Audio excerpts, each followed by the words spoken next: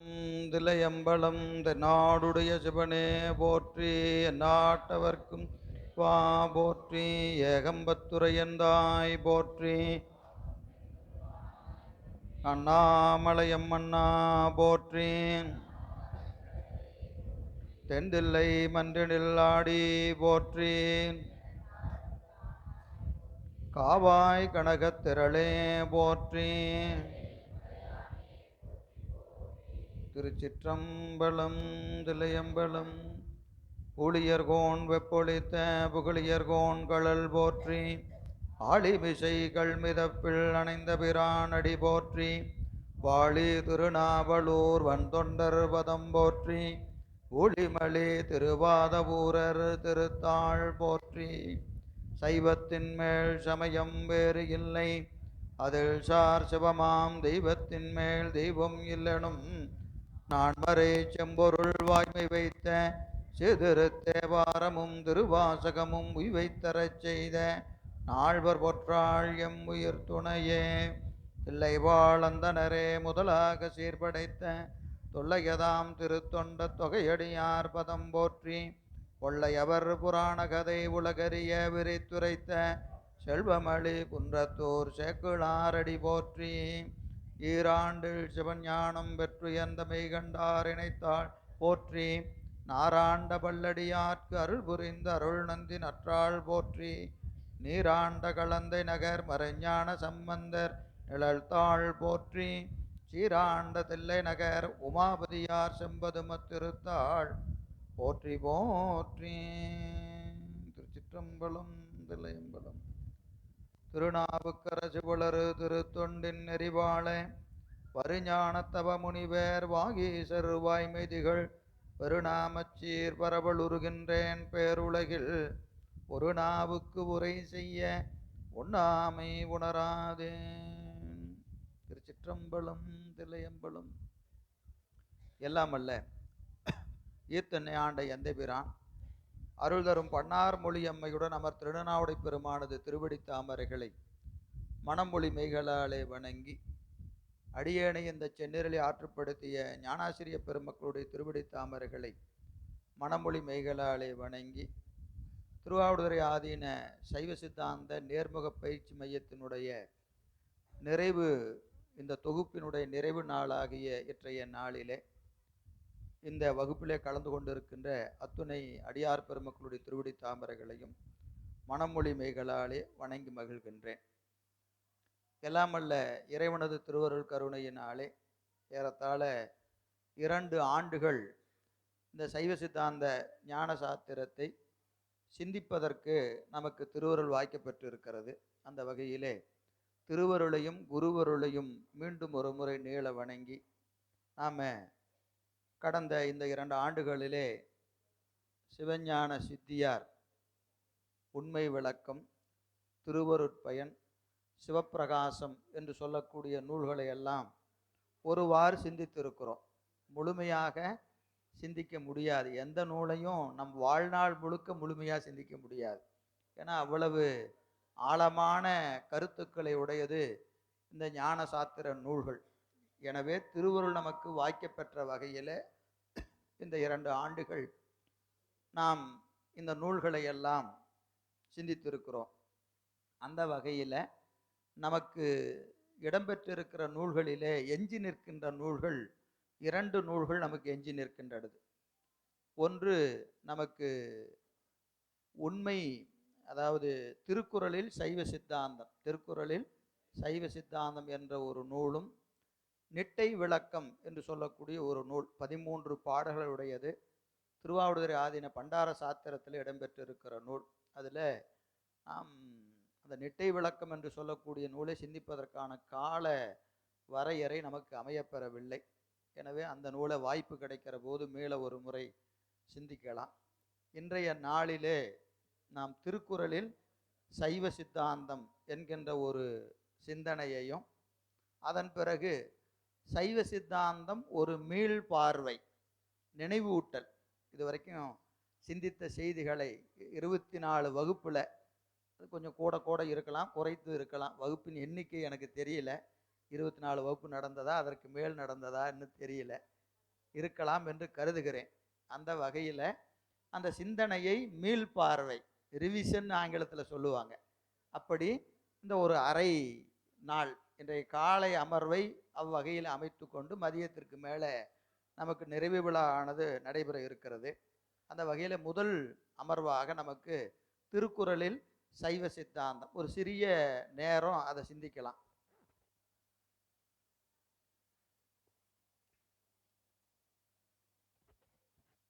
இந்த திருக்குறள் என்பது உலக பொதுமறை என்று சொல்லப்படுவது. ஏன்னு கேட்டால் இந்த நூலை பலரும் தன்னுடைய சமய நூல் என்று கொண்டாடுகிற வகையில் இந்த நூல் இடம்பெற்றிருக்கிறது. ஏன்னா அங்கே எந்த ஒரு தனி கடவுளையும் இந்த நூல் பெயர் சொல்லி சுட்டலை. திருக்குறளில் இந்த கடவுள் என்று யாரையும் தனித்து பெயர் சொல்லி சுட்டவில்லை. அறத்தை சொல்லுகிற நூல்.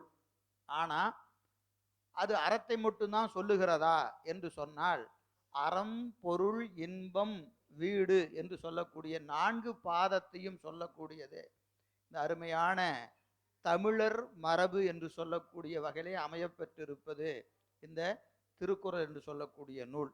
இதில் எல்லாரும் உரிமை கொண்டாடலாம், அது அவர்களுக்கு உரிமை உண்டு, எல்லாருக்கும் சொல்லலாம். ஆனால் அது முழுக்க முழுக்க சைவ சித்தாந்தத்தை சொல்லக்கூடிய நூல், சைவத்திற்குரிய நூல் திருக்குறள் என்பதற்கு பல இடங்களில் இருந்து நாம் அதை மேற்கோள் காட்டலாம். திருக்குறளில் இருக்கக்கூடிய கருத்துக்களை பல இடங்களில் சொல்லலாம். ஆனால் இன்றைக்கு ஒரு மணி நேரம் நம்ம அதை சிந்திக்கலாம். எந்தெந்த இடங்களிலே திருக்குறள் சைவ சித்தாந்தத்தை காட்டியிருக்கிறது என்பதை நாம் பார்க்கலாம். பொதுவாக இந்த ஒரு நூலுக்கு சொல்லுகிற போது பாயிரம் என்ற ஒரு பகுதி இருக்கும். எல்லா நூலுக்கும் பாயிரம் இருக்கும். 1000 முகத்தால் அகன்றது ஆயினும் பாயிரம் அல்லது பணுவலன்று என்பது நம்முடைய இலக்கணம். அப்போ எந்த நூலாக இருந்தாலும் என்ன இருக்கணும்? பாயிரம், நூல் முகம் என்றெல்லாம் சொல்லுவாங்க. அப்படின்னு என்ன அர்த்தம்? ஒரு நூலை நாம் படிக்கிற போது மொத்த நூலையும் படிக்க முடியுமா அப்படின்னு கேட்டால் எல்லாராலையும் என்ன செய்ய முடியாது, நூலை படிக்க முடியாது. இந்த நூலை படிக்கலாமா வேண்டாமா அப்படின்னு முடிவு செய்கிறது என்ன செய்யலாம்? பாயிரத்தை படித்தா தெரிஞ்சுக்கலாம். பாயிரத்தில் இருக்கிற கருத்து தான் நூலுக்குள்ள இருக்கிறது என்பதற்காக ஒவ்வொரு நூலுக்கும் முன்பாக என்ன இருக்கும்? பாயிரம் இருக்கும். நமக்கெல்லாம் தெரியும் திருத்தொண்டர் புராணம். திருத்தொண்டர் புராணம் பெரிய புராணம் என்று அமையப்பெற்றிருக்கிற நூலிலே 10 பாடல்கள் பாயிரமாக அமையப்பெற்றிருக்கிறது. இந்த பாயிரத்தை பார்த்தாவே தெரியும், நடராஜ பெருமானை வணங்கி இருப்பார், திருக்கூட்டத்தை வணங்கி இருப்பார். அப்போ இந்த நூல் கடவுளையும் அடியாரையும் வணங்குகிற நூல். அந்த பாயிரத்திலே அதை தெளிவாக சொல்லிடுறார். அப்போ இந்த நூல் படித்தா யாரோட பெருமை தெரியும்? இறைவனது பெருமை தெரியும், அடியாரது பெருமை தெரியும். அந்த வகையில் ஒவ்வொரு நூலுக்கு என்ன உண்டு? பாயிரம் உண்டு. எல்லா நூலுக்கும் பாயிரம் உண்டு. அதுபோல நமக்கு திருக்குறள் என்று சொன்னால் அதற்கு பாயிரம் என்று 4 அதிகாரங்களை வைத்திருக்கிறார் வள்ளுவ பெருமான். 4 அதிகாரம் உண்டு திருக்குறளில். முதல்ல இருக்கிற 4 அதிகாரங்கள் பாயிரம் என்று சொல்லப்படும். இதில் முதல்ல என்ன வைத்திருக்கிறார் என்று சொன்னால் கடவுள் வாழ்த்து. முதல் அதிகாரமே இதுங்க, அதிகாரமே கடவுள் வாழ்த்து. 2வது வான் சிறப்பு, 3வது நீத்தார் பெருமை, 4வது அரண் வலியுறுத்தல். இந்த 4 அதிகாரங்கள் பாயிரம் என்று சொல்லப்படும். இப்போ கேள்வி என்னன்னு கேட்டிங்கன்னா, கடவுள் வாழ்த்துன்னு சொல்லி இருக்கிறாரு, கடவுள் பேரை சொல்லலை. நீங்கள் பார்த்தீங்கன்னா நம்ம திருப்பி எதுக்கு போகலாம்? திருத்தொண்டர் புராணம் போகலாம். திருத்தொண்டர் புராணத்தில் எடுத்த உடனே நடராச பெருமான் துதி, நடராச பெருமான் துதி. முதல் பாடலே உலகலாம் உணர்ந்து ஓதுதற்கரியவன் நிலவுலாவிய நீர்மலி வேணியன் அழகில் சோதியன் அம்பலத்து ஆடுவான் மலர்ச்சிலம்படி வாழ்த்தி வணங்குவான். அப்போ என்ன சொல்லிட்டாரு? நடராச பெருமானை வாழ்த்துவான், வணங்குவான். அப்போ கடவுள் யாருன்னு நேராக முதல் பாடலே சொல்லிட்டாரு. யாரு? சேக்கிழார் பெருமான். ஆனால் இந்த திருக்குறளில் 10 பாடல் சொல்லி இருக்கிறார். 10 பாடலும் கடவுளை வணங்குகிறது. ஆனால் எந்த பாட்டிலையும் என்ன செய்யலை? கடவுள் பேர் சொல்லலை. இப்போ யாருங்க கடவுள்னு கேட்டால் ஒவ்வொருவரும் என்ன செய்கிறாங்க? இது எங்கள் கடவுளை தான் சொல்லுது, இது எங்கள் கடவுளை தான் சொல்லுகிறது என்று பலர் இதை உரிமை கொண்டாடி நிற்கிறார்கள். நமக்கு தெரியும் திருக்குறளுக்கு மிகச்சிறந்த உரை என்று சொன்னால் அது யாருடைய உரை? பரிமேலழகர் உரை. பரிமேலழகருடைய உரை. அவர் உரை தான் ஆகச்சிறந்த உரை. இதுவரைக்கும் வந்த உரைகளிலேயே ஆகச்சிறந்த உரை எது? பரிமேலழகர் உரை தான். ஆனா நமக்கு அங்க என்ன ஒரு இடர்பாடு வருகிறது என்று சொன்னா, பரிமேலழகர் உரையில நம்ம குறை கண்டுபிடிப்பது நம் நோக்கம் அல்ல. நமக்கு அவரை விட சிறந்த உரை இல்லை என்பதில் மாற்று கருத்து இல்லை. மாற்று கருத்து இல்லை. ஆனா அங்க எங்க ஒரு நமக்கு அந்த ஒரு முரண்பாடு, உரையில ஒரு தடுமாற்றம் வருகிறது என்று சொன்னால், சைவ சித்தாந்தத்தின் பார்வைக்கும் பரிமேலழகரது பார்வைக்கும் சிறு வேறுபாடு உண்டு. சிறு வேறுபாடு உண்டு. இப்போ இந்த கடவுள் வாழ்த்து என்று சொல்லக்கூடிய இந்த பகுதி 3 கடவுளுக்கும் உரியதுன்னு அவர் எழுதுறார். யாரு? பரிமேலழகர். யாராருக்கு உண்டு? சிவத்திற்கு உரியது, திருமாலுக்குரியது, அயனுக்கு உரியது என்று உரை செய்கிறார். யாரு? பரிமேலழகர். அதாவது கடவுளர்கள் மூவர். கடவுளர் மூவர். காரணம் குணம் 3: சாத்வீகம், ராசதம், தாமசம் என்று 3 குணம் உண்டு. 3 கடவுளுக்கும் வடிவமாக, 3 குணத்திற்கும் வடிவமாக 3 கடவுளர் உண்டு. சாத்வீகம் படைத்தற்கும், ராசதம் காத்தற்கும், தாமசம் ஒடுக்குதற்கும் உரிய குணம். இது எங்க இருக்கிறதுனா வேதாந்தத்தில் இருக்கிற செய்தி. வேதாந்தத்தில் இந்த செய்தி உண்டு. அந்த வகையில் படைத்தற்கடவுளாகிய பிரமன் சாத்வீக குணத்தை உடையவன். காத்தல் கடவுளாகிய திருமால் ராசத குணத்தை உடையவன். அழித்தல் கடவுளாகிய உருத்திரன், அவர் சிவத்தை சொல்ல மாட்டார், உருத்திரன் தான் சொல்லுவார். அப்போ உருத்திரன் தாமச குணத்திற்கு உரியவன். எனவே இந்த கடவுள் வாழ்த்து என்று சொல்லக்கூடிய பகுதி 3 கடவுளுக்கும் உரியது என்று உரை செய்கிறார். யாரு? பரிமேலழகர். பரிமேலழகர் உரை செய்கிறார். அதை முழுமையாக நாம் மறுக்கிறோம். அவர் உரையில நம்ம குறை கண்டுபிடிப்பது நம்ம நோக்கம் இல்லை. ஆனாலும் சைவ சித்தாந்தத்தின் பார்வை இதிலிருந்து வேறுபடுகிறது. காரணம், நம்ம இந்த 3 குணத்தை உடையவர் சிவபெருமான் அல்ல. அவர் குண சம்பந்தம் இல்லாத நின்மலன், அமலன் என்று என்ன செய்யறோம்? இந்த குணதத்துவத்தை கடந்து நிற்பவன் சிவபெருமான். குணதத்துவத்தை கடந்து நிற்பவன் சிவபெருமான் என்பது சைவ சித்தாந்தத்தினுடைய முடிந்த முடிவு. எனவே இந்த கடவுள் வாழ்த்து என்பது சிவத்திற்கு மட்டும் உரியது. சிவத்திற்கு மட்டும் உரியது என்பது நம்முடைய பார்வை.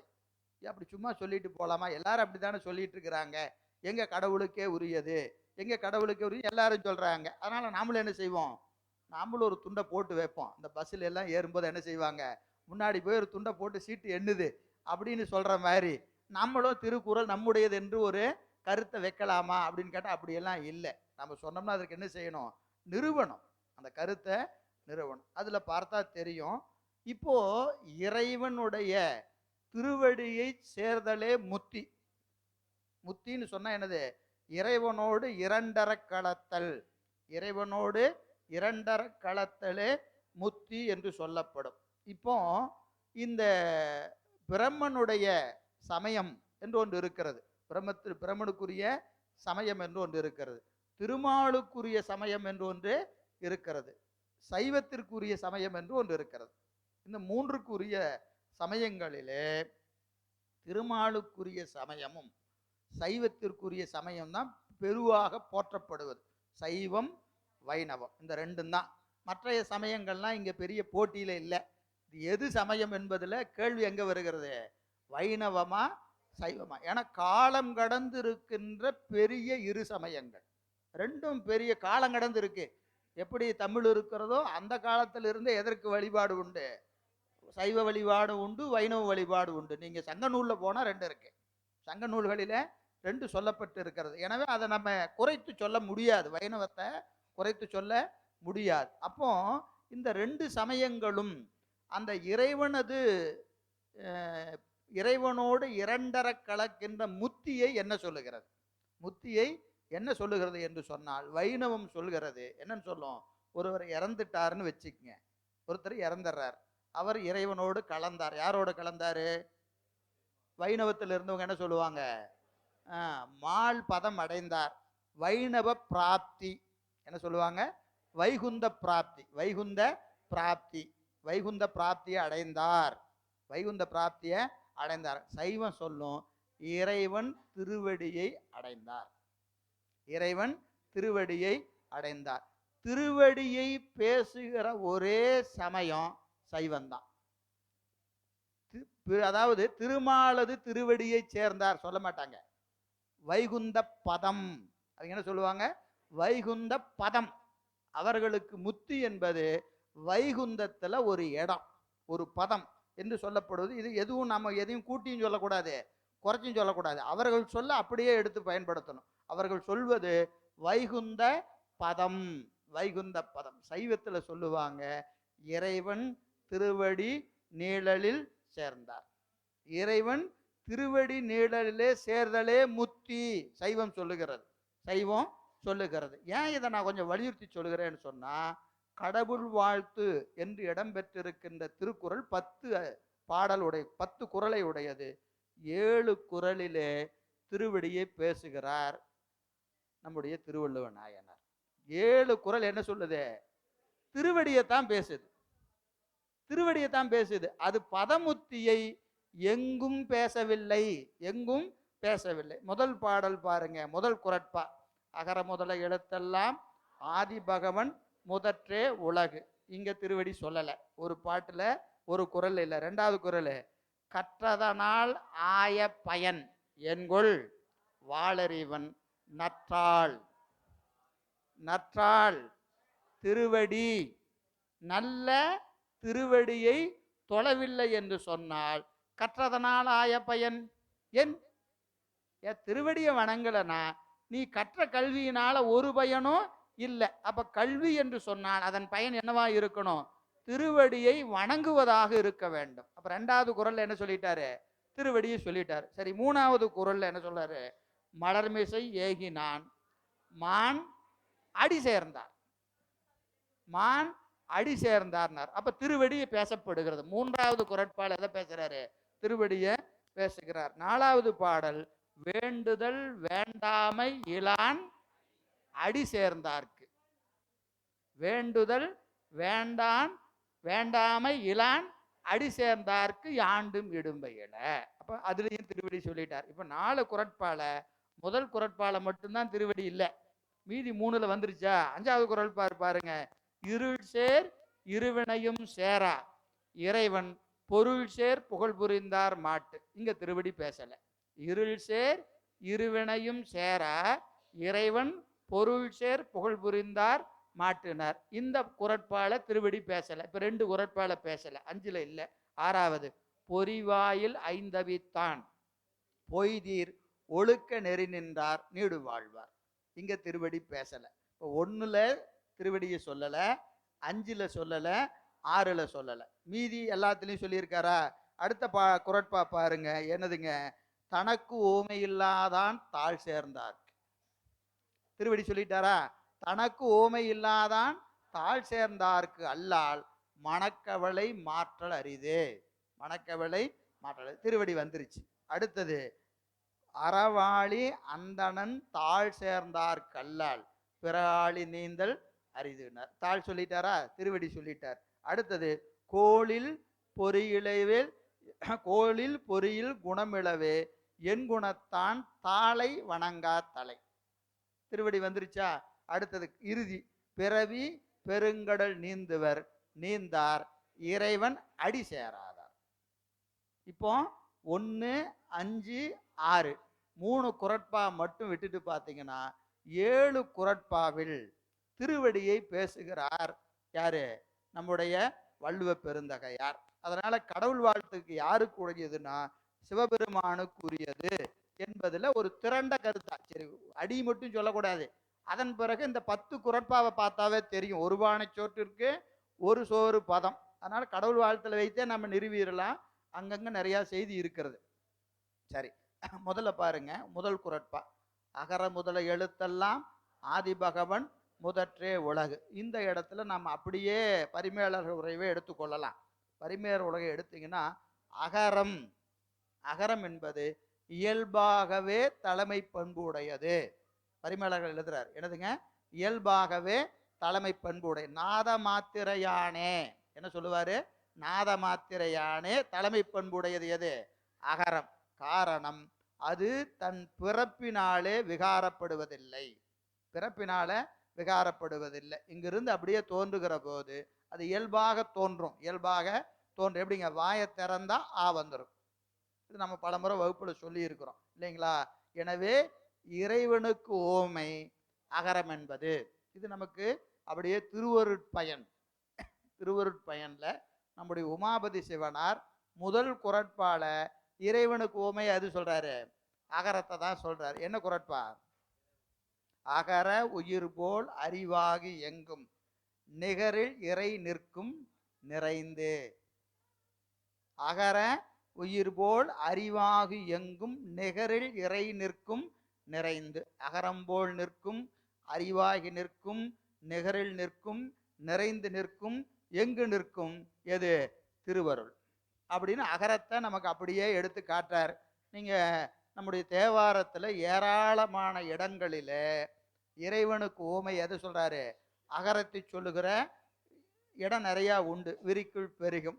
அதனால இறைவனுக்கு ஓமை அகரம் என்பது நமக்கு திருமுறைகளிலும் சரி சாத்திரங்களிலும் சரி ஏராளமான இடத்துல சொல்லி இருக்கிறாங்க. சரி, அடுத்தது பாருங்க. இங்கே 5வது குறட்பாவுக்கு நான் வந்துடுறேன். அப்படி எல்லா குறட்பாவையும் நடத்திட்டு இருக்க முடியாது. 5வது குறட்பால பாருங்க. இருள் சேர் இருவினையும் சேரா இறைவன் பொருள் சேர் புகழ் புரிந்தார் மாட்டு. இருள் சேர் இருவினையும் சேரா இறைவன் பொருள் சேர் புகழ் புரிந்தார் மாட்டு. அருமையான குறட்பா. இங்கே தான் திருவடி இல்லைன்னு சொன்னோம். அகரத்தில் முத பாட்டில் இல்லை. அகரம் சைவ சித்தாந்தமும் சரி சாத்திரத்தில் எல்லா இடத்துலையும் சிவபெருமானுக்கு ஓமையாக சொல்லப்பட்டிருக்கிறது. எனவே அது பெருமானை குறிக்கிற குறட்பா என்பதில் நமக்கு ஐயம் இல்லை. இப்போ 5வது குறட்பால திருவடி சொல்லலை. திருவடி சொல்லலை. ஆனால் அதை விட சிறப்பாக ஒன்று அங்கே சொல்லியிருக்கிறார் இந்த குறட்பால. இருள் சேர் இருவினையும் சேரா இறைவன் பொருள் சேர் புகழ் புரிந்தார் மாட்டு. இது கொஞ்சம் அப்படி மாற்றி சொல்லலாம். இறைவன் பொருள் சேர் புகழ் புரிந்தார் மாட்டு. இருள் சேரா இருவினையும் சேரா. இறைவனது பொருள் சேர் புகழை புரிந்தார் மாட்டு. பொருள் சேர் புகழ் என்று சொல்லுகிற போது பரிமேலர் உரை செய்கிறார். என்ன சொல்றாருன்னா, அதாவது பெருமை இல்லாதவர்களை என்னது பெருமையுடையார் போல பேசுகின்ற சொற்கள் பொருள் சேர் பொருள் ஆகாது. இப்போ ஒருத்தர் புகழணும்னா என்ன செய்யணும்? உண்மையை சொல்லி புகழணும். இல்லாதவனை இருக்கிறதா சொல்லி பாராட்டுனா அது என்ன ஆகாது? பொருள் சேர் புகழ் ஆகாது. அப்படியே நம்பி ஆரூரர் பதிகத்துக்கு வந்தீங்கன்னா என்ன பதிகம்? தம்மையே புகழ்ந்து இச்சை பேசினும் சார்வினும் தொண்டர் தருக்களா பொய்மையாளரை பாடாதே. கண்டவனை போய் வாழ்த்தாதையா. எந்தை புகழூர் பாடுமின் புலவீர்கள். என்ன தருவாரு?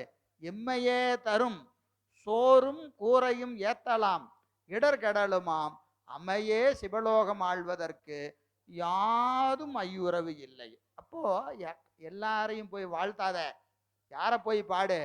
புகழூர் பெருமான பாடுங்கிறார். யாரு? நம்பி ஆரூரர். அதே தான் வள்ளுவர் சொல்றார். அதே தான் வள்ளுவர் சொல்றாரு. என்னது?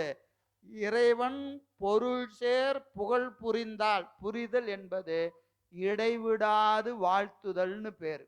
புரிதல் என்ற சொல்லுக்கு என்னதுங்க? இடைவிடாது. இடைவிடாது. இறைவனை வாழ்த்துறதுன்னா எப்படி வாழ்த்தணும்? இடைவிடாது வாழ்த்தணும். துஞ்சிருள் காலை மாலை தொடர்ச்சியை மறந்திராதே அஞ்செழுத்து ஓதி. அஞ்செழுத்தை எப்படி சொல்லணும்? காலையும் சொல்லணும், மாலைகளும் சொல்லணும், மறக்காம சொல்லணும், தொடர்ந்து சொல்லணும்.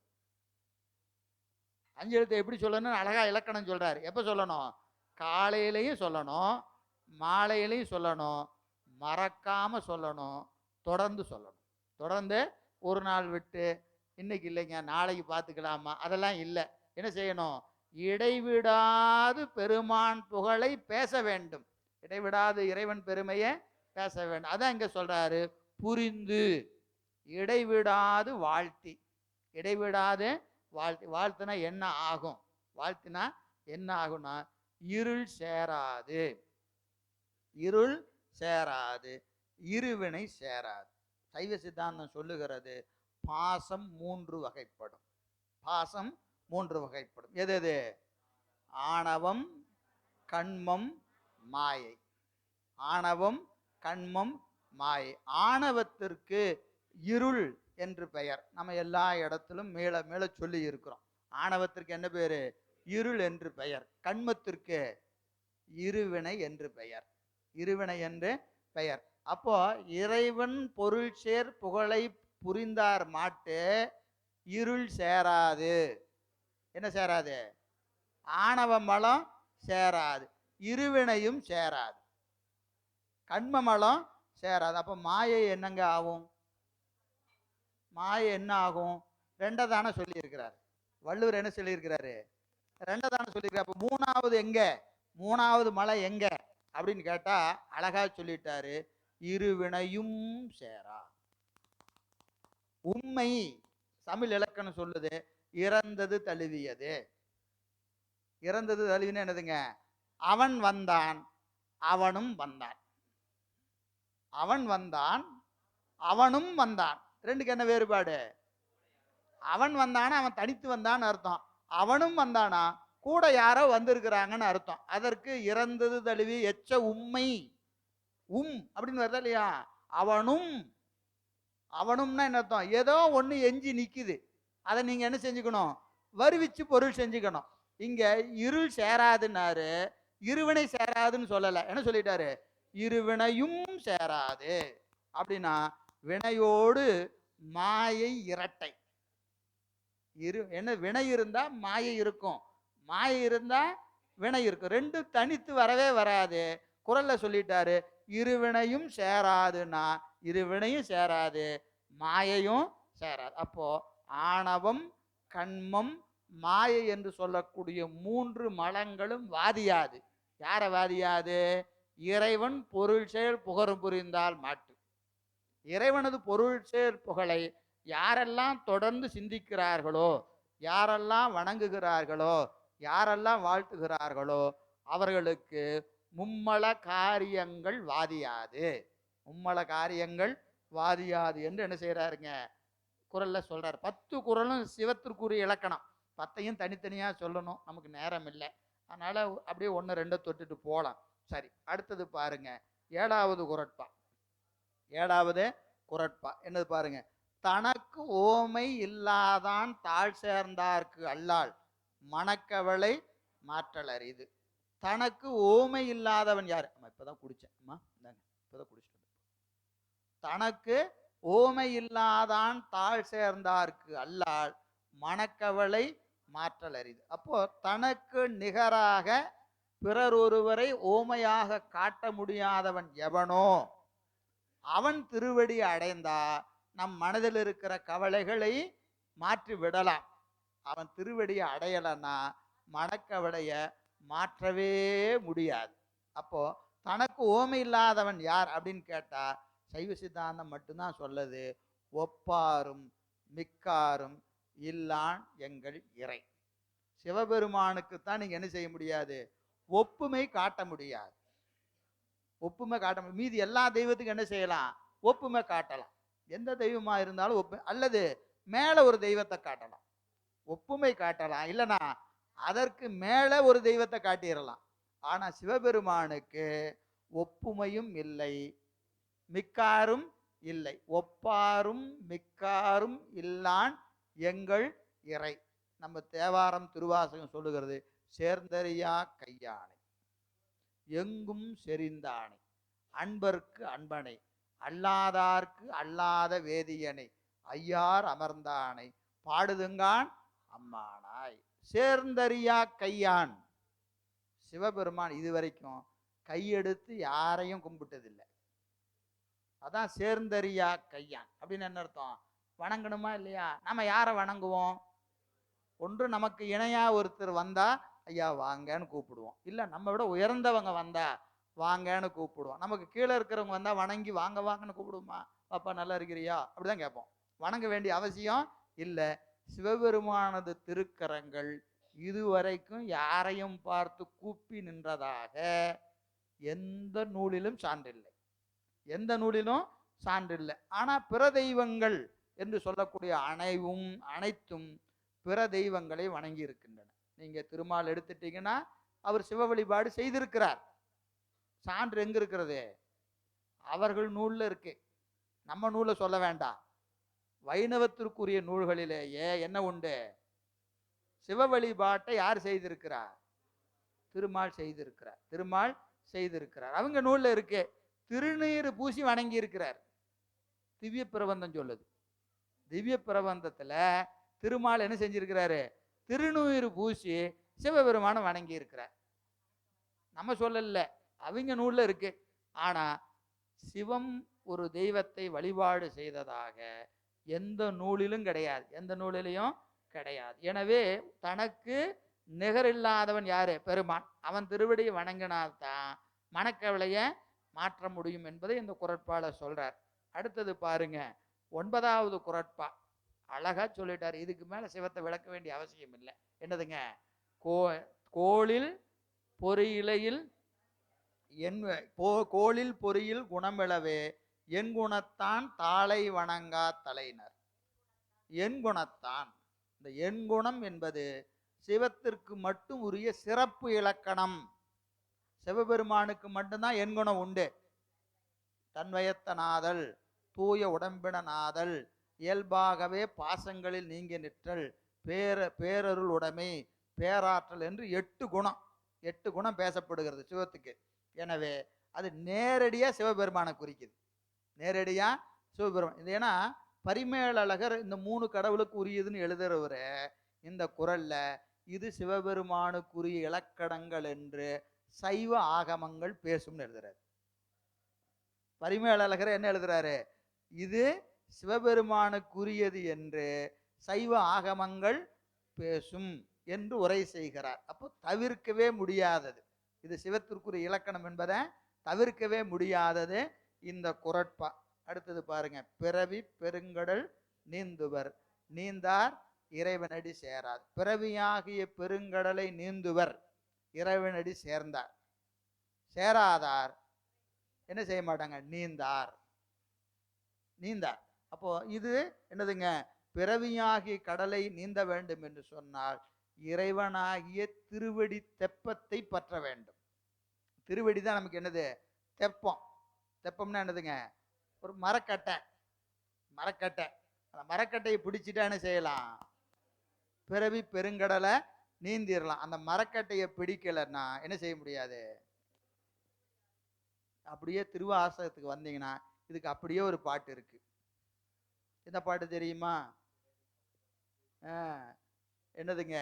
கனிய நேர்த்துவர் வாயால் எற்றுண்டு பற்றொன்றின்றி, கனியின் நேர்துவர் வாயால் எற்றுண்டு பற்றின்றி, தனியனேன் பெரும்பிறவி பவ்வத்து எவ்வத்தறந்தடையால் எற்றுண்டு பற்றொன்றின்றி, கனியின் நேர்த்துவர் வாயால் என்னும் காலால் களக்குண்டு, காலால் களக்குண்டு காமவான் சுறாவின் வாய்ப்பட்டு இனி என்னே உய்யுமாறு என்று எண்ணி ஐந்தெழுத்தின் பிணை பிடித்து கிடக்கின்றேனே முனைவனே முறையோ நான் ஆனவாறு முதலந்தம் இல்லாமல் மல்லல் கரை காட்டி ஆண்டாய் மூர்க்க நேர்க்க. திருவாசக பாட்டு. தனியனேன் கடல்ல கிடக்கிறேன். என்ன கடல்? பிறவியாகிய கடல்ல கிடக்கிறேன். எப்படி கிடக்கிறேன்? தனியா கிடக்கிறேன். துன்பத்துல மிகப்பெரிய துன்பம் என்னது? தனியா துன்பப்படுறது. துன்பத்துல ஒரு ஆறுதல் என்னன்னா பக்கத்துல ஒரு ஆள் இருந்தா பரவாயில்லையா, நம்ம துன்பம் சின்னதாயிடும். பக்கத்துல என்ன இருக்கணும்? நமக்கு துன்பம் போகவெல்லாம் வேண்டாம், கூட ஒரு ஆள் துணைக்கு இருந்தா போதும். அவனும் துன்பப்படுறானா ஒரு ஆறுதல் ஆயிடும் இல்லையா? எல்லாம் இது இயல்பு, மனித இயல்பு. அதனால சொன்னாரு, ஐயா நான் தனியா துன்பப்படுறேங்கிறார். சொல்லும் போது என்ன செய்யறாரு? தனியனேன். எங்க துன்பப்படுகிறேன்? பெரும் பிறவி பவ்வம். பவ்வம்னா கடல். பிறவியாகிய கடலிலே நான் தனியா தவித்து கொண்டிருக்கின்றேன். தனியா தவித்து கொண்டிருக்கின்றேன். இங்க என்னாச்சு அப்படின்னு கேட்டீங்கன்னா, அங்கே காமம் என்கின்ற சுறா அப்படியே கீழே என் காலுக்கு கீழே என்னை பிடிக்கிறதுக்கு என்ன செய்யுது, அப்படியே காலை பிடிக்கிறதுக்கு ரெடியா இருக்குது. அடுத்தது என்னதுங்க, பேராசை என்கின்ற சூறை காற்று.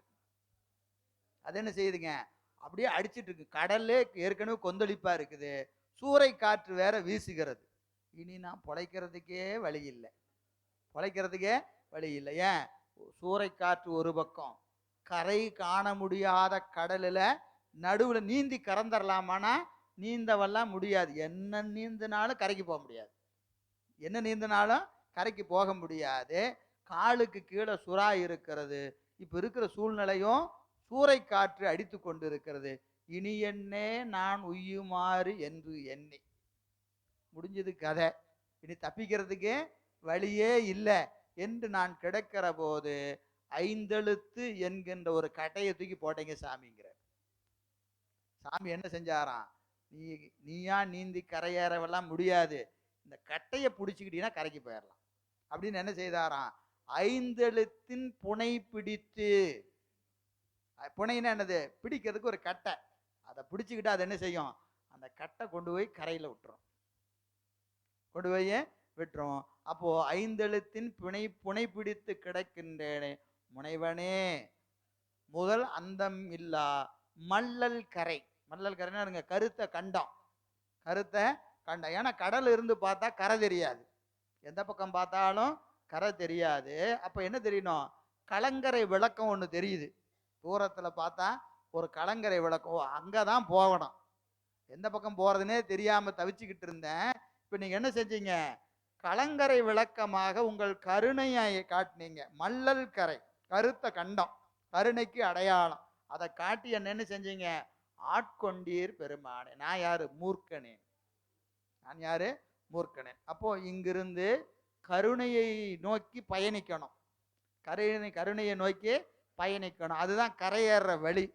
அந்த கருணையை நோக்கி நம்ம பயணிக்கணும்னு சொன்னா நமக்கு எதுக்கு தெப்பம், அஞ்செழுத்து. அஞ்செழுத்தை பிடிச்சிக்கிட்டு கருணையை நோக்கி பயணித்தா பிறவியாகிய கடலை நீந்திடலாம். இல்லைன்னா என்ன ஆகும், எங்க போறோம் எங்க இருக்கிறனே தெரியாது, ஒருபோதும் கரையேற முடியாது, ஒருபோதும் கரையேற முடியாது. அதான் இங்க அழகா சொல். இதே பாட்டு தான் அந்த பாட்டு, பிறவி பெருங்கடல் நீந்துவர் நீந்தார் இறைவனடி சேர. அதை ரெண்டா பிரிச்சுக்கணும். இதுக்கு என்ன சொல்லுவாங்க, ஏகதேச உருவகம். ஏகதேச உருவகம் ஒரு பகுதியை உருவகம் பண்ணிட்டு ஒரு பகுதியை விட்டுருவாங்க. அது இலக்கணத்தில் அப்படி ஒன்று உண்டு. என்னதுங்க, ஒன்று சொல்லியாச்சு, எது, பிறவி பெருங்கடல் நீந்துவர், அவ்வளோதான். ஒன்று சொல்லலை. இது நாலு பகுதி, 1 2 3 4 4 போட்டீங்கன்னா 4 பார்ட் இருக்கு. என்னது, பிறவி பெருங்கடல் நீந்துவர் இறைவனடி சேர்ந்தார், பிறவி பெருங்கடல் நீந்தார் இறைவனடி சேராதார். 1 2 3 4. இதுல என்ன சொல்லிட்டு 1ஐயும் 4ஐயும் சொல்லிட்டாரு, 2ஐயும் 3ஐயும் விட்டுட்டார். நான் சொல்றது புரியுதா, பிறவி பெருங்கடல் நீந்துவர் இது 1, யாரு, இறைவனடி சேர்ந்தார் இது 2வது. 3வது என்னது, பிறவி பெருங்கடல் நீந்தார் 4வது, இறைவனடி சேராதார். இதுதான் அந்த குறளை முடிக்கணும்னா இப்படிதான் முடிக்கணும். இவர் என்ன செஞ்சிட்டாரு, 1 சொன்னாரு 4 சொல்லிட்டாரு, 2ஐயும் 3ஐயும் நீங்க புரிஞ்சு கொள்ள வேண்டியதுதான். இதற்கு ஏகதேசம், ஒரு பகுதியை சொல்லி ஒரு பகுதியை சொல்லாம விடுறது. புரியுதா இல்லைங்களா? அது இலக்கணத்துல இடம் உண்டு. பிறவி பெருங்கடல் நீந்துவர்னு சொல்லிட்டாரு, யாருன்னு சொல்லல. இறைவனடி சேராதார், யாரு சேர மாட்டாங்கன்னு சொல்லல. நீந்தறவங்க யாருன்னு சொல்லல, சேராதவங்க யாருன்னு சொல்லல. அதை நீங்க என்ன செஞ்சுக்கணும், வரிவித்து பொருள் கொள்க அப்படின்னு விடுறார். இது இலக்கணத்துல இதற்கு இடம் உண்டு. எனவே இப்ப நான் ஒரு 4 குறட்பாவை சொல்லி இருக்கிறேன். இந்த 4 வச்சு பார்த்தீங்கன்னாவே தெரியும், பாயிரத்தில் இருப்பது சிவத்திற்குரிய பரத்துவம், சிவத்திற்குரிய பரத்துவம் என்பதை நாம் பார்க்கலாம். அடுத்தது பாருங்க, 2வது அந்த தலைப்பை பார்த்தா போதும், அதுக்கு மேல நம்ம குறட்பாக்குள்ள போக வேண்டியதில்லை. பாயிரத்தை பார்த்தீங்கன்னா வான் சிறப்பு, 2வது அதிகாரம் என்னதுங்க, வான் சிறப்பு. சைவத்தில் எப்பவுமே நாம் பார்க்கிறோம், இறைவனுக்கு அடுத்தது, இறைவனுக்கு சொரூப இலக்கணம் தடத்த இலக்கணம் 2 சொல்லுவோம். சொரூப இலக்கணம் தடத்த இலக்கணம். இப்போ முதல்ல சொன்னதெல்லாம் சிவத்தை சொல்லியது. அப்போ 2வது எதை சொல்லணும், சக்தியை சொல்லணும். சிவசக்தி தான். எங்க பார்த்தாலும் நமக்கு என்னது? சிவசக்தி தான். சிவசக்தி. சக்திக்கு என்னன்னு பேரு? திருவருள். சக்தினாலும் திருவருள்னாலும் ஒன்று தான். அந்த திருவருள் நமக்கு எப்படி வரும்னா, உயிர்கள் வாழ மழையா வரும். உயிர்கள் வாழ மழையா வரும். மழை என்பது நம்ம எப்பவுமே என்ன செய்வோம்? கருணை. மழைன்னு சொன்னாவே உயிர்கள் மீது கொண்டிருக்கிற கருணை தானே. அப்போ திருவருளுக்கு அடையாளம் எது? மழை தான். நம்ம அடிக்கடி சொல்லுவோம், ஒரு நல்ல காரியம் நடக்கும் போது மழை வந்தா என்ன சொல்லுவோம்? பெருமான் திருவுள்ளம். பெருமான் அதை ஏற்றுக்கொண்டார் என்பதற்கு அடையாளம் என்ன வரும்? ஒரு மழை வந்ததுன்னா அதை ஏற்றுக்கொண்டார்னு பொருள் இல்லைங்களா? அப்போ மழை என்பது எதற்கு அடையாளம்? திருவருளுக்கு அடையாளம். திருவருளுக்கு அடையாளம். அந்த வகையில ரெண்டாவது திருவருளை சொல்லுறார். எங்க மழையைத்தானே சொல்றாரு. திருவருளை எங்கெங்க சொல்லிடுறார்? 10 குறட்பா பார்த்தோம்னு வச்சுங்க, எல்லாம் என்ன செய்யுது? மழை தான் சொல்லி இருக்கிறது. அப்ப இங்க எங்க திருவருள் இருக்கிறது என்று சொன்னா, ஒரு குறள் சொன்னா உங்களுக்கு புரியும். பாருங்க, எத்தனாவது குறள் அப்படின்னு கேட்டீங்கன்னா 15வது குறள். அதாவது இந்த அதிகாரத்துல 5வது குறள். கெடுப்பதுவும் கெட்டார்க்கு சார்பாய் மற்ற ஆங்கே எடுப்பதுவும் எல்லாம் மழை. இது ஒரு குறட்பா. அதுக்கு முன்னாடி 12 சொல்லிட்டு வந்துருவோம். துப்பார்க்கு துப்பாய துப்பு ஆக்கி, துப்பார்க்கு துப்பாயதூவும் மழை. இது எல்லாருக்கும் தெரிஞ்ச குறட்பா. பெரும்பாலும் எல்லாரும் திருக்குறள் படித்தவங்க இதை மனப்பாடம் பண்ணியிருக்கிறாங்களோ இல்லையோ கேட்டிருப்பாங்க இல்லையா? ஏன்னா இதை ஒரு பல வகையாக இந்த குறட்பாவை பயன்படுத்துகிறவங்க இருக்கிறாங்க. துப்பார்க்கு துப்பு ஆய துப்பு ஆக்கி, துப்பார்க்கு துப்பாயதூவும் மழை. துப்பு அப்படின்னா உணவுன்னு பேர். துப்பு என்பதற்கு உணவு. துப்பார்க்கு உண்பார்க்கு, உண்பார்க்கு துப்பு ஆய துப்பு ஆக்கி, உண்பார்க்கு உண்பதற்குரிய உணவை ஆக்கி, உண்பவர்க்கு உண்பதற்குரிய உணவை ஆக்கி. துப்பார்க்கு துப்பாயதூவும் மழை. உண்பவர்க்கு தானே உணவாக நிற்பதும் மழை. இந்த மழை என்ன செய்யும்னு கேட்டா, உண்பவர்க்கு உண்பதற்குரிய பொருளை ஆக்கி கொடுக்கும். அப்புறம் என்ன செய்யும்? தானே உணவாகவும் ஆகும். தானே உணவாகவும் ஆகும். இது நமக்கு பொதுவாக பார்க்கிற போது இது ஒரு திருக்குறள். பயிருக்கு விவசாயத்துக்கு பயன்படும். நெல்லை விளைவிக்கும், காய்கறியை விளைவிக்கும், அதெல்லாம் செஞ்சு கொடுக்கும். சாப்பிடும்போது தானே என்ன ஆகும்? உணவாக வரும். இதுதான் இது பொதுவான ஒரு கருத்து. ஆனால் இதற்கு மிக அருமையாக ஒரு நுட்பமான ஒரு கருத்து இருக்கிறது. ஒரு கருத்து இருக்கிறது. இது சைவ சித்தாந்தம் படித்தாதான் இந்த கருத்து புரியும். சைவ சித்தாந்தம் படித்தாதான் இந்த கருத்து புரியும். ஏன்னா இப்போ இந்த தலைப்பு யாரை சொல்லுது? சைவ சித்தாந்தத்தின் பார்வையில் எதை சொல்லுது? திருவருள். திருவருள். அருட்சக்தி. அருட்சக்தி. இந்த பாட்டு, இந்த குறட்பாலை கொண்டு திருவருளை வச்சு பார்க்கணும். திருவருளை வச்சு பார்க்கணும். பார்த்தீங்கன்னா இதற்கு இப்படி பார்க்கலாமான்னு உங்களுக்கு தோணும். உண்பவர்க்கு உண்பதற்குரிய உணவை ஆக்கி. உண்பவர் யாரு? உண்பவர் யாரு? நாம. போகத்தை துய்ப்பவர்கள் நாம். போகத்தை துய்ப்பவர்கள் நாம். நமக்கு போகத்திற்குரிய பொருளை ஆக்கி கொடுக்கும். தனு கரண புவன போகத்தை ஆக்கி கொடுப்பது எது? திருவருள் சக்தி. இந்த திருவருள் சக்தி உயிர்களுக்கு வேண்டிய உணவு என்பது என்னது? போக பொருள். அந்த போக பொருள் என்னது? தனு கரண புவன போகம். தனு கரண புவன போகம். உடம்பு ஆக்கி கொடுக்கும், கரணங்கள் ஆக்கி கொடுக்கும், உலகை ஆக்கி கொடுக்கும். இதன் மூலம் பெறுகிற போகத்தை ஆக்கி கொடுக்கும். எது ஆக்கி கொடுக்கும்? திருவருள். எது வரைக்கும் அப்படின்னு கேட்டா, இந்த ஆன்மா சகல நிலையில் இருக்கிற வரைக்கும். இப்ப நாமெல்லாம் எந்த நிலையில இருக்கிறோம்? சகல நிலையில இருக்கிறோம். நமக்கு இப்போ இந்த திருவருள் என்ன செய்யும்னா, உலக போகத்தை ஆக்கி, உலக போகத்தை ஆக்கி அதை நுகர்வதற்குரிய கருணையை செய்து கொண்டே இருக்கும். எது வரைக்கும்? பக்குவம் வர வரைக்கும். பக்குவம் வர வரைக்கும். சரிங்க, பக்குவம் வந்துட்டா பக்குவம் வந்துட்டா இந்த உயிர் எதை அனுபவிக்காது? உலகத்தை அனுபவிக்காது. உலகத்தை அனுபவிக்காது. அப்ப எதை அனுபவிக்கும்? அருள் ஒன்றையே அனுபவித்து நிற்கும்.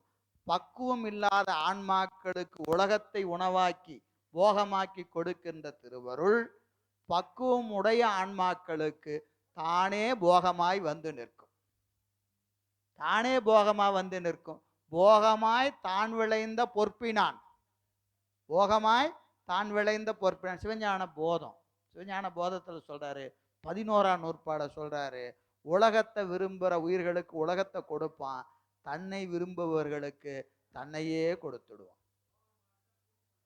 போகமார்த்த பூன்முளையால் தன்னோடும் பொன்னகலம் இல்லைங்களா? நல்லாற்று பெருமை பதிகம், நல்லாற்று பதிகம். அப்போ பக்குவம் வந்துட்டா உயிருக்கு போகமா எது வரும்? திருவருள் வரும். இப்போ இந்த குறட்பாவை அப்படி வச்சு பார்த்தீங்கன்னா தெரியும். துப்பார்க்கு துப்பாய துப்பு ஆக்கி சகலவத்து ஆன்மாக்களுக்கு அது போகத்திற்குரிய பொருள்களை எல்லாம் ஆக்கி கொடுக்கின்ற திருவருள் பக்குவ ஆன்மாக்களுக்கு என்ன செய்யும்?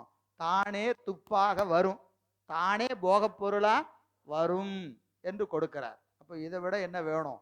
ஒரு பானை சோற்றுக்கு ஒரு சோறு பதம் தான். இதில் எல்லாமே இந்த 10 குறட்பாவையும் சைவ சித்தாந்த பார்வையில் நாம் பார்க்கலாம். 10 குறட்பாவும் எதை சொல்லுது? சைவ சித்தாந்தம் தான். நீங்கள் நம்முடைய கடவுள் வாழ்த்துலையும் 10 குறட்பா சைவ சித்தாந்தம் தான். வான் சிறப்பில் இருக்கிற 10 குறட்பாவும் என்னது? சைவ சித்தாந்தம் தான். அதில் தனியாக விரிவாக பார்க்க வேண்டிய செய்தி. எனவே பாருங்க, கெடுப்பதுவும் கெட்டார்க்கு சார்பாய் மற்றாங்கே எடுப்பதுவும் எல்லா மலை. இது பொதுவாக என்னதுங்க? கெடுப்பதுவும் கெட்டாருக்கு சார்பாய் மற்ற அங்கே கெட்டு போவதும். மழை என்ன செய்யும்? பெய்யாம கெடுக்கும். பிறகு என்ன செய்யும்? பெய்து கொடுக்கும். சில நேரத்தில் பெய்தும் கொடுக்கும், பெய்யாமையும் கெடுக்கும். இது எப்படி வேணாலும் மழை வரும். வேண்டாத நேரத்தில் பெய்து கெடுக்கும், வேண்டிய நேரத்தில் பெய்யாமையும் கெடுக்கும். கொடுக்கிற போதே சரியான நேரத்தில் கொடுக்கும், தேவையில்லாத நேரத்தில் கொடுக்காது. இது எதற்குரியது? மழைக்கு உரியது, மழைக்கு உரியது. அதே திருவருள் வைத்தாலும் தெரியும். நமக்கு அந்த போகம் இருந்தால், நமக்குரிய வினை இருந்தால், அந்த திருவருள் என்ன செய்யும்? கொடுக்க வேண்டியதை கொடுக்க வேண்டிய நேரத்தில் கொடுத்து நம்மை காக்கும். நமக்கு அந்த திருவருள் இல்லைன்னா வேண்டாத நேரத்தில் வேண்டாததை கொடுத்துரும். வேண்டாததை கொடுத்துரும். அதற்கு காரணம் என்னது? அவரவர் வினைவழி அவரவர் வந்தனர், அவரவர் வினைவழி அவரவர் அனுபவம், எவரவர் உதவினர் எவரவர் உதவிலர், அவரவர் விளைவது தம்மை உணர்வதுவே என்று நம்முடைய எது பேசும்? சிவபோக சாரம். சிவபோக சாரம் பேசுவது போல. சரி, அடுத்தது மூன்றாவது அதிகாரம் நீத்தார் பெருமை. நீத்தார் பெருமை சீவன் முத்தற்குரிய இலக்கணம். ஏன்னா முதல்ல யாரை பேசணும்? பெருமானை பேசணும், அருளை பேசணும். அடுத்தது யாரை பேசணும்? அடியாரை பேசணும். அடியார் என்பவர் யார்? சீவன் முத்தர்கள் தான், ஞானிகள் தான். ஞானிகளது இலக்கணம் இங்கே எதை சொல்லிட்டாரு? நீத்தார் பெருமைன்னு சொல்லிட்டார். நீத்தார் பெருமை முழுக்க ஞானிகளுக்குரிய இலக்கணம் தான். அதில் ஒன்றும் ஐயம் இல்லை. ஏன்னா அது எல்லாமே யாரை வருது? அடியார் பெருமையும் உண்டு, ஞானிகளுடைய பெருமையும் உண்டு. இது எல்லாருக்கும் பொருந்தும். ஒரே ஒரு குறட்பா, 5 விற்றான் ஆற்றல், 5 வித்தான் ஆற்றல் அகல் விசும்புளார் கோமான் இந்திரனே சாலும் கரி. 5 அவித்தான். 5 அவித்தான் என்பது என்னதுங்க? 5 பொறிகளின் வழியே செல்லுகிற அந்த போகத்தை வென்றவன். 5 பொறிகளின் வழியே செல்கின்ற போகத்தை வென்றவனுடைய ஆற்றல் எதுக்கு? அதற்கு இந்திரன் தான் சான்றுங்கிறார். இந்திரன் தான் சான்று அப்படின்னு என்ன அர்த்தம்? இந்திரன் 5 புலன்களை வென்றவனா? அப்புறம் ஏன் அவனை சான்றுங்கிறாரு? அவன் ஏற்கனவே சபிக்கப்பட்டான். யார? ஒரு ஞானியை மதிக்காம இருந்ததுனால நீ என்ன? யானையாக மண்ணுக்கு போனார். யானையாக மண்ணுக்கு போனார். அந்த இந்திரன் போய் மதுரையில் ஆளவாயில் வெள்ளானையாக இருந்து பூசை செஞ்சு சாபம் நீங்கி திருப்பி இந்திரலோகத்துக்கு போனான். அப்போது ஞானிகளை மதிக்கலைன்னா என்ன ஆகுங்கிறதுக்கு யார் சான்று? இந்திரன் தான் சான்று. அவனை பார்த்து தெரிஞ்சுக்கையா. இந்திரனை பார்த்து தெரிஞ்சுக்கோ ஞானிகிட்ட எப்படி நடந்துக்கணும் அப்படிங்கிறத இங்க சொல்றார். சரி, எனவே அந்த வகையில இது அடுத்தது அரண் வலியுறுத்தல் என்பதும் என்னதுங்க, அங்கே நமக்கு அழுக்காறு, அவா, வெகுளி, இன்னாச்சொல் நான்கும் இழுக்கா இயன்றது அறம். அறம் இயற்றணும்னு சொன்னா எது அறம் அப்படின்னா, அழுக்காறு இருக்கக்கூடாது, அவா இருக்கக்கூடாது, வெகுளி இருக்கக்கூடாது, இன்னாச்சொல் இருக்கக்கூடாது. இதெல்லாம் இல்லாம செஞ்சாதான் அதுக்கு என்ன பேர், அறம்னு பேர். அறம் என்பது, அறத்தில் என்ன இருக்கக்கூடாது, அழுக்காறு முதல்ல இருக்கக்கூடாது. அழுக்காருன்னு என்னது, பொறாமை. அவன் தான் செய்வானா, நானும் தான் செய்வேன், இப்படி செஞ்சா அது அறமே இல்லை. போட்டி போட்டுக்கிட்டு அறம் செஞ்சா அது என்ன கிடையாது. இன்னைக்கு பெரும்பாலும் அப்படித்தானே இருக்கு. அவன் ஒரு பிளக்ஸ் வச்சா நாமளும் செஞ்சு 2 பிளக்ஸ் வைப்போம் இல்லையா, அப்படித்தானே அறம் செஞ்சுக்கிட்டு இருக்கிறோம் இல்லையா. அது என்ன கிடையாது, முதல்ல அறமே இல்லைங்கிறார். அழுக்காறு இருக்கக்கூடாது, பொறாமை இருக்கக்கூடாது. அவன் என்னது, பேராசை. செஞ்சு இது செஞ்சா எது கிடைக்கும், இது செஞ்சா அது கிடைக்குமா, அது செஞ்சா இது கிடைக்குமான்னு எதிர்பார்ப்போடு என்ன செய்யக்கூடாது, அறம் செய்யக்கூடாது. எந்த எதிர்பார்ப்பும் இல்லாம அறம் செய்யணும். அப்புறம் இன்னா சொல், கடுஞ்சொற்கள், கடுஞ்சொற்களை சொல்லக்கூடாது. அறம் செய்யறது, நம்ம தர்மம் செய்யறேன் பேர் வழின்னு வரவன்ட்ட கடுமையான சொற்களை சொல்லி அறம் செஞ்சா என்ன ஆகாது, அறம் ஆகாது என்பதை வெகுளி, கோபம், கோபமும் இன்னாச்சொல்லும் இல்லாது செய்வது தான் அறம் என்று சொல்லுகிறார். அப்புறம் அறத்தை எப்படி சொல்லணும் செய்யணுங்கிற போது அழகா சொல்ற, வீழ்நாள் படாமை நன்றாற்றின் அகுதொருவன் வாழ்நாள் அடைக்கும் கள்னர். வீழ்நாள் படாமை நன்றாற்றின், வாழ்நாள் வீழ்நாள். நம்ம வாழ்க்கையை 2 நாளா பிரிக்கலாம். ஒன்று வாழ்நாள், இன்னொன்று வீழ்நாள்.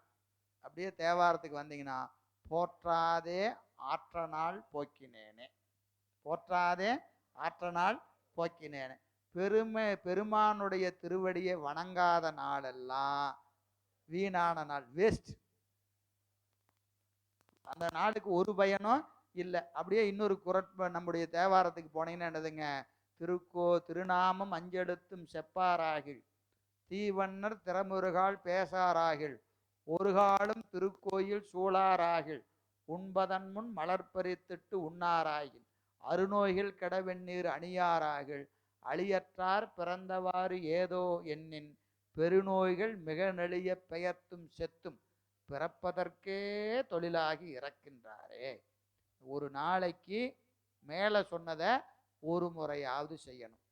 என்ன செய்யணும், திருநாமம் அஞ்செழுத்தும் செப்பாராக.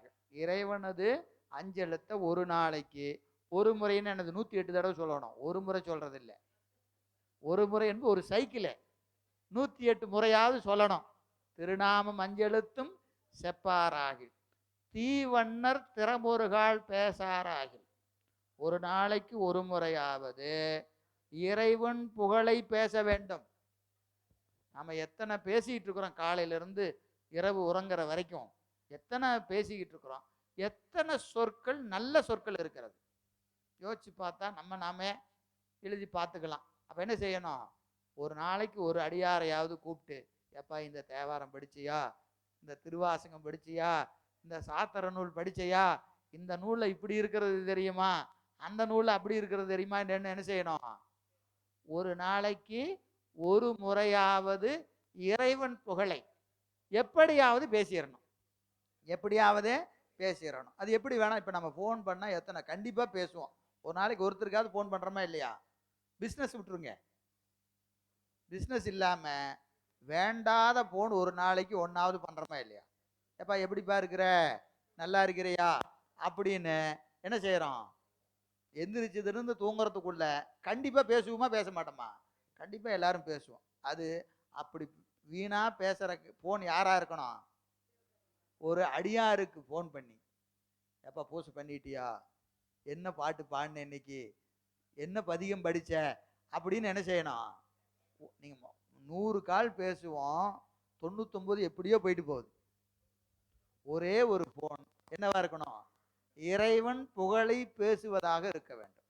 ஒரே ஒரு ஃபோன், மற்றதெல்லாம் எப்படியோ போயிட்டு போகுது.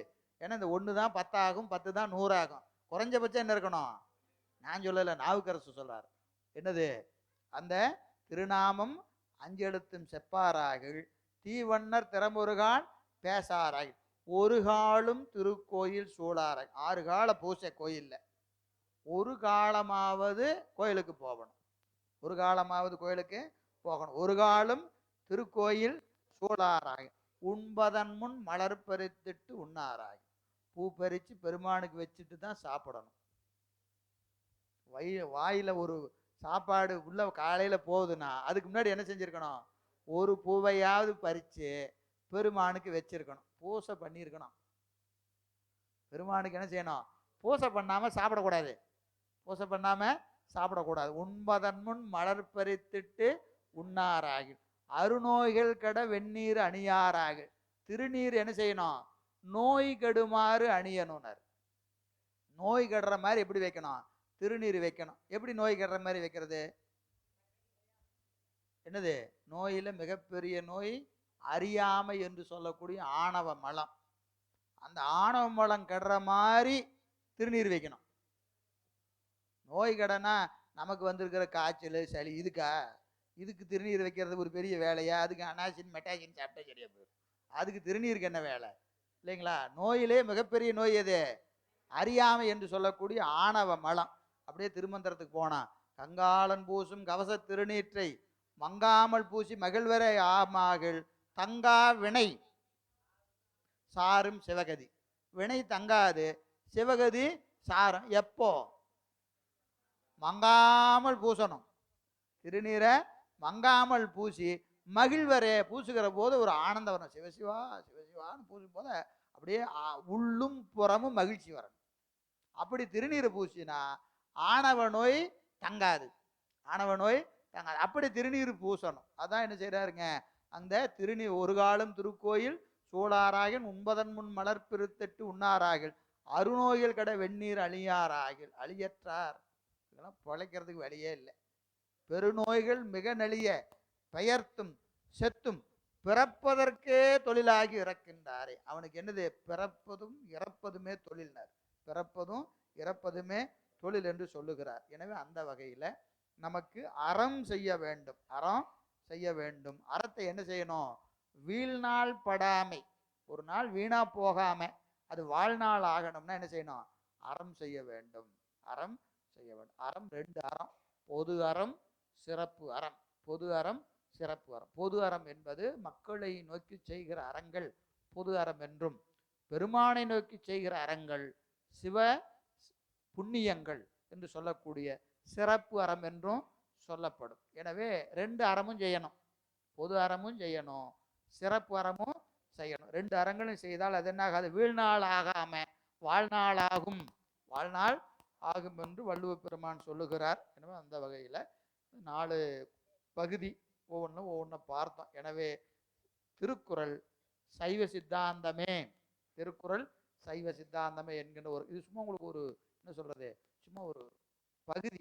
ரொம்ப திருக்குறள் முழுக்க பல குறட்பாக்கள் இருக்கிறது. திருக்குறள் அப்படியே எடுத்து திருமுறையிலும் சாத்திரத்திலும் கையாளப்பட்டிருக்கிறது. திருக்குறளை அப்படியே எடுத்து வச்சிருக்கிறாங்க. எங்க இருக்கிறது? 11ஆம் திருமுறையில நம்முடைய சேரமான் பெருமான் நாயனார் கைலாய ஞான உலா, கைலாய ஞான உலால என்ன செஞ்சிருக்கிறாரு? திருக்குறளை அப்படியே வச்சிருக்கிறார். மாத்தாம அப்படியே எடுத்து வச்சிருக்கிறார். அதே மாதிரி இங்கே சாத்திரத்துக்கு வந்தீங்கன்னா நம்முடைய போற்றி பகருடையில, போற்றி பகருடைய ஒரு குறட்பா அப்படியே இடம்பெற்று இருக்கிறது. எதுவும் முன்ன பின்ன கூட்டாம குறைக்காம அப்படியே திருக்குறளை எடுத்து கையாண்டு இருக்கிறார்கள். எனவே சாத்திரத்திலும் முழுமையாக திருக்குறள் இடம்பெற்று இருக்கிறது, தோத்திரத்திலையும் இடம்பெற்று இருக்கிறது. எனவே திருக்குறள் என்பது முழுக்க முழுக்க சைவ சித்தாந்த நூல் தான். முழுக்க முழுக்க சைவ சித்தாந்த நூல். இன்னும் நிறைய நமக்கு நூலே இருக்கு. அந்த நூல் பார்த்தீங்கன்னா தெரியும், நிறைய செய்திகள் அதில் இடம்பெற்று இருக்கிறது என்று சொல்லி இந்த தலைப்பை நம்ம நிறைவு செய்துடுவோம். அடுத்து பார்த்தோம்னா நமக்கு சைவ சித்தாந்தத்தினுடைய இதுவரைக்கும் நடந்த செய்திகளை ஒரு மீள் பார்வை. நமக்கெல்லாம் தெரியும் 2 ஆண்டு காலம்